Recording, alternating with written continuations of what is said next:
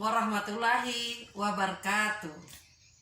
Salam Kukar Pintar. Halo anak-anak, jumpa lagi dengan Ibu Hamia pada pembelajaran Bahasa Indonesia Bab 1 Kelas 9 Semester 1. Bagaimana kabar kalian hari ini? Ibu harap kalian tetap sehat, tetap bersemangat mengikuti pelajaran, dan jangan lupa selalu mencintai keluarga, menghormati Bapak Ibu guru, mencintai bahasa Indonesia, mencintai bangsa Indonesia, dan yang paling utama, selalu berdoa, menjalankan perintah Allah Subhanahu wa Ta'ala. Anak-anak yang Ibu sayangi, hari ini merupakan pertemuan yang ketiga.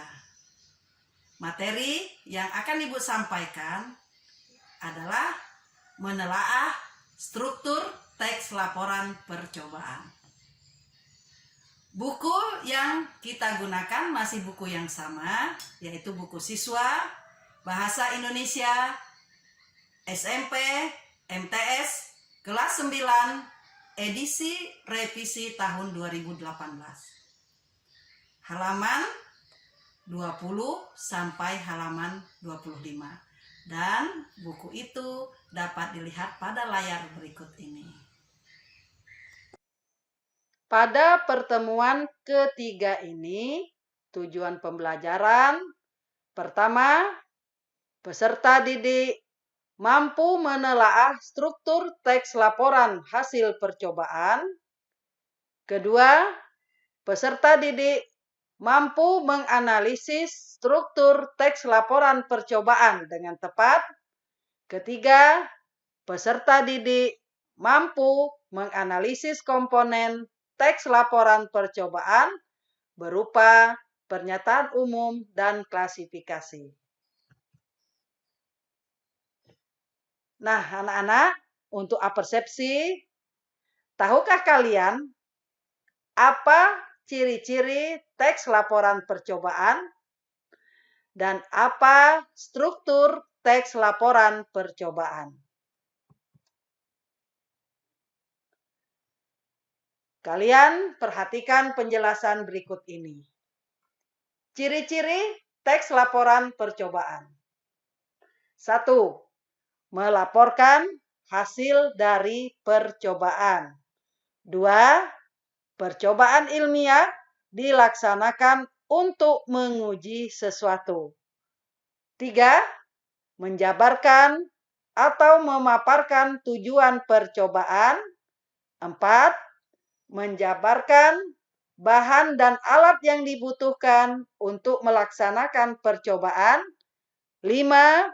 Menjabarkan prosedur pelaksanaan percobaan dan melaksanakan pengamatan. 6. Menjabarkan pencatatan hasil dari percobaan. Dan yang terakhir, membuat simpulan hasil dari percobaan menurut hasil analisis terhadap data hasil dari pengamatan.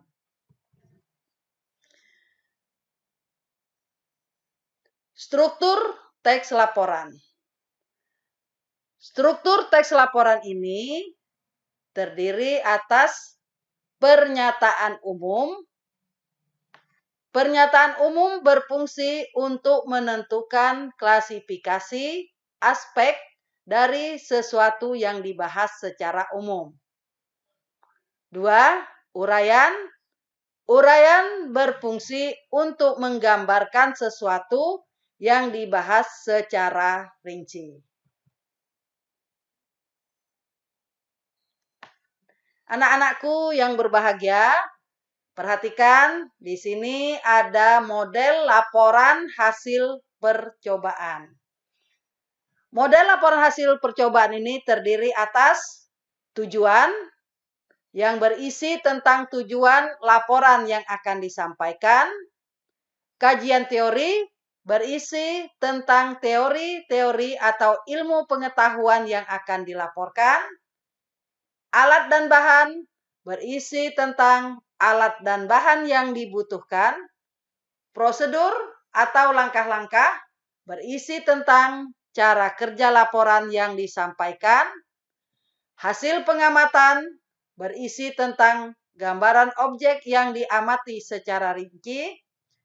Pembahasan berisi hasil pengamatan atau penelitian yang merupakan isi bagian penting dari teks laporan. Simpulan berisi penalaran terhadap seluruh informasi yang diperoleh dari kegiatan percobaan maupun kegiatan percobaan itu sendiri. Dan yang terakhir, daftar pustaka, yaitu berupa buku-buku atau sumber informasi yang digunakan dalam penulisan laporan percobaan. Nah, anak-anak, kalian bisa lihat contoh model laporan percobaan. Di sini ada laporan praktikum jaringan silem yang ditulis oleh Safira Nur Fadilah dan kawan-kawan dari SMP Negeri 1 Dolopo, Madiun. Atau untuk lebih jelasnya kalian bisa melihat pada buku paket halaman 17 dan 18, 19 sampai pada halaman 20. Pada bagian ini dijabarkan tujuan, kemudian kajian teori, alat dan bahan,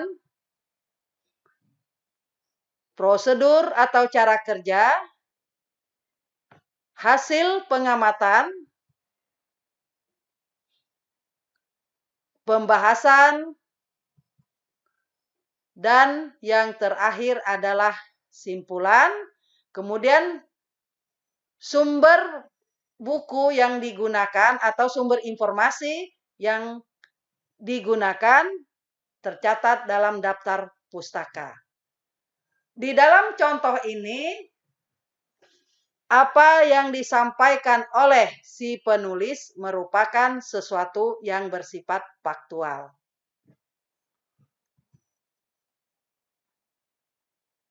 Anak-anakku, sekarang kita memasuki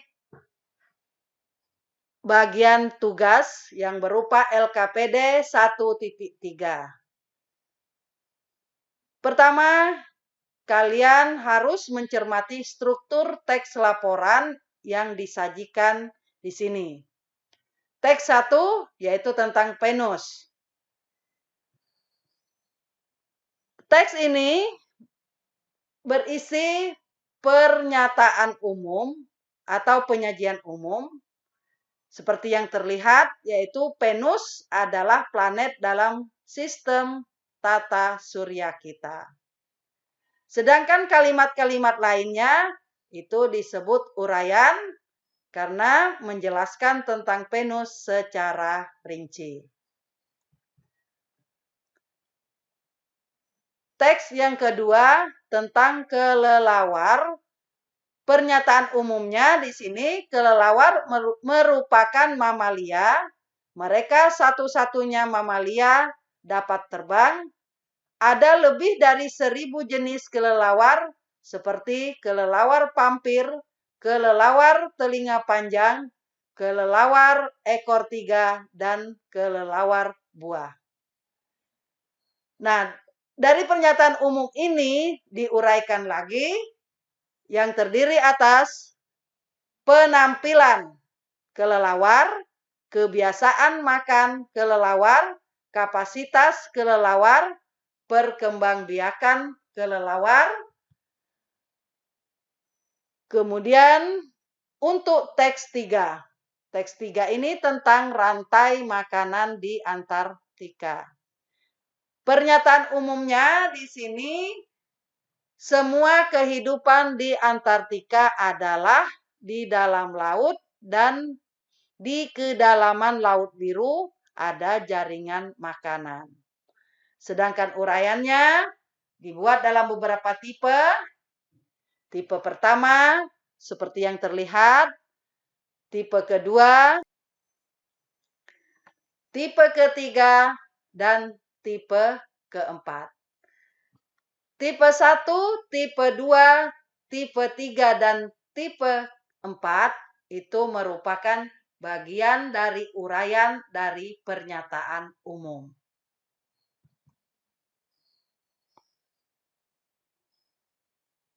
Oke anak-anak, untuk tugas terakhir, cobalah kalian amati lingkungan di sekitarmu. Seperti yang terlihat dalam gambar berikut ini, ada gambar empang, ada gambar sawah, kemudian gambar danau, dan gambar di pinggir pantai. Ibu ingin kalian memilih salah satu dari keempat gambar ini, kemudian kalian membuat pernyataan umum dari objek yang Anda pilih, lalu buatlah uraiannya secara rinci berdasarkan pernyataan umum. Dan jawaban kalian ditulis pada mind mapping berikut ini. Mind mapping ini hanya sekedar contoh saja.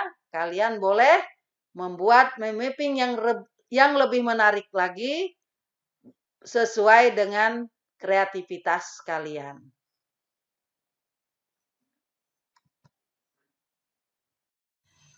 Setelah mengikuti uraian materi tadi, maka mari sama-sama kita buat suatu kesimpulan tentang pembelajaran kita hari ini. Struktur teks laporan percobaan itu terbagi atas dua bagian, yaitu pernyataan umum atau yang disebut dengan klasifikasi dan uraian.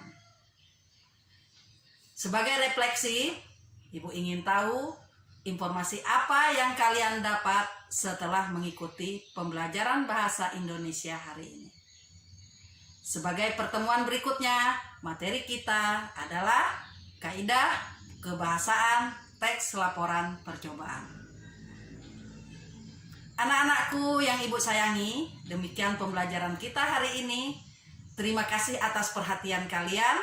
Semoga apa yang Ibu sampaikan bermanfaat bagi kita. Wassalamualaikum warahmatullahi wabarakatuh. Salam Kukar Pintar.